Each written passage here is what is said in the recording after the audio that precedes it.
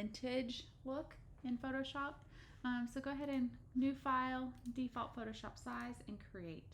And this will be our fall letters that we're going to play with to create this vintage look.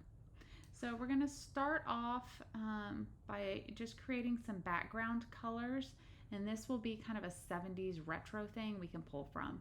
So click on your shape tool and right click until it says rectangle, and we're going to use these rectangle shapes as our background colors. So drag down a first shape, and you can just use this quick, like this color guide here, or you can use one of the scales that it has pre-done for you. So I think I'm gonna do kind of like a brown to start with, because I want it to look kind of 70s. Or maybe I'll start with like a cream. Okay. And then one of the easiest things to do from here is when you have one rectangle, is just to duplicate it. So you can right click and go to duplicate layer. Okay, and I'm just gonna let it be. Okay, I'm gonna do this 5 times, and it's gonna stack them right on top of each other, but they're all there because you can see them in your layers. 2, 3, maybe I'll just do it 4 times. That should be enough. Okay, so then I can click the move tool, and it will let me drag the different layers across. 3, and it looks like there's some sort of border on them, so I may want to get rid of that border, but try to make them as even as possible. Okay, and then I can go into the different colors and change them. So go into your fill effect, your rainbow. Maybe I'll make this next one, ooh, it's kind of bright, more of like a 70s orange kind of look. Okay, and then I am going to get rid of the stroke, which is the line that's going around it, because I just don't want it to have like an outline. So this red X means that there's no stroke around that rectangle.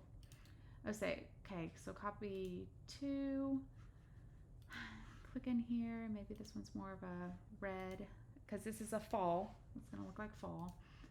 I want to get rid of the stroke. Copy 3, I'm going to choose, ooh, that's pretty good. Okay, kind of a blue color, get rid of this. And then rectangle, the last rectangle, maybe it's a little bright. Let's choose something, ooh.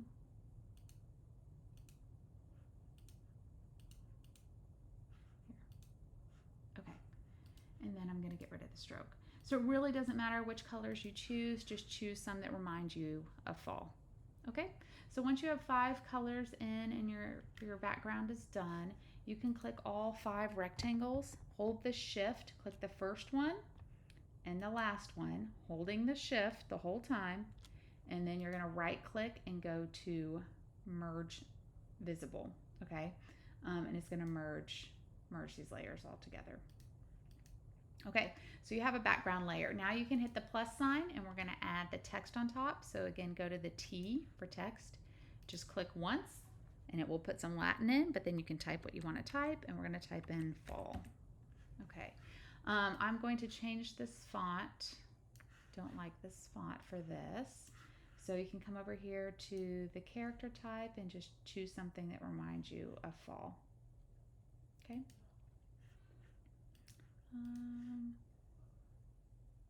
Choose something a little more exciting. It's the same one. And it's up to you which one you choose. I was just trying to have something kind of fun to play with. We're going to add a lot of shadows to it, so I was going to recommend something that's a little thicker, so that we can add shadows to it. And then instead of 100, I'll try 150, and that's pretty good size. And then I can position it where I want it to be. Okay, so let me grab my example and pull it in. Okay. And I'm going to add one more rectangle now that I'm finished with this, that is going to be kind of a background to my fall, so it doesn't get, the shadows don't get confused with all of the colors that are already there. So on this rectangle, I'm going to choose something very neutral. It's really up to you, but maybe kind of a maybe a yellowy kind of color for me. These are very not attractive colors. Okay. Okay, and then I am going to remove this stroke, and then I'm going to move my rectangle under my letters. Okay, so this is what I'm starting with. This is kind of part one of the project. You have the background colors, you have your letters, and you're ready to begin on the next part. Okay, so part two, we're gonna add all of these shadows. So if you go into the words that say fall and double click on the gray space that is next to the letters, then it will give you some more options, and that's where all your shadow options are going to be. So double click into this gray bar next to fall. The very last one is called drop shadow, so you can click on that. Okay, and we're actually going to add several drop shadows, but let's do them one at a time.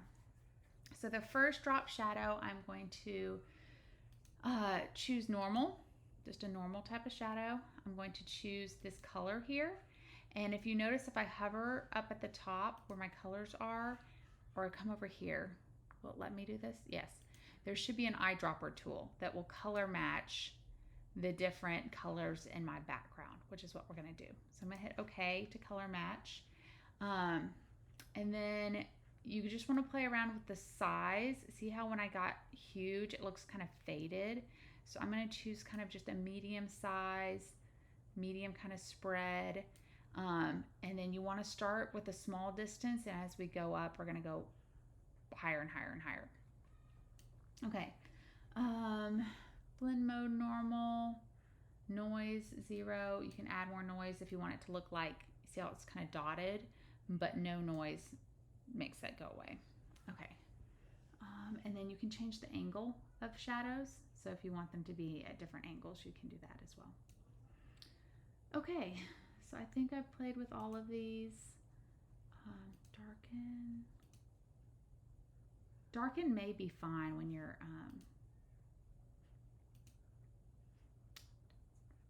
I'm just going to leave it on normal for mine. Okay, so you made your first drop shadow, and you can preview it back here. You can also preview it on the right side. So once you create one, hit the plus sign, and you're going to make a second drop shadow. So it should be that the only thing you have to change now is the color, so which we're going to come over here and choose the second color that's in our background and color match it. And then I'm going to choose the distance and have it go a little bit farther out than my first color that I have. And then I'm going to hit drop shadow again, go into the third one. Again, change the colors to be, this time will be red. Okay. And I'm going to choose the distance to go a little bit further out. So every time if you make the distance go further out, it'll you'll be able to see what's underneath it. Okay. Oops. Drop shadow plus, and I'm going to go down to the fourth one here, blue.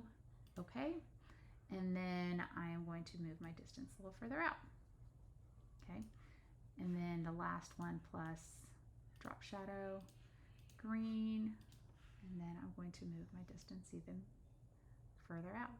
So this way it'll create the effect where it looks like they're all stacking on top of each other.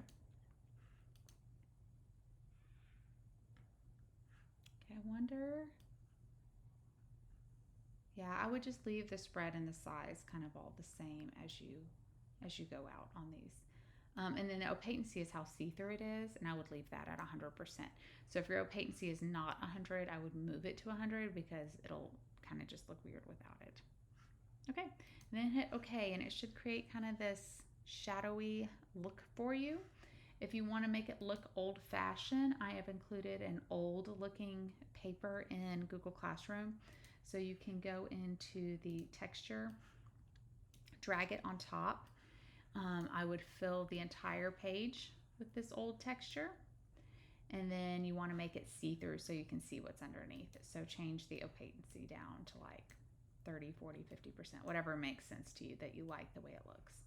And you basically just want it to kind of have this old-fashioned little feel to it.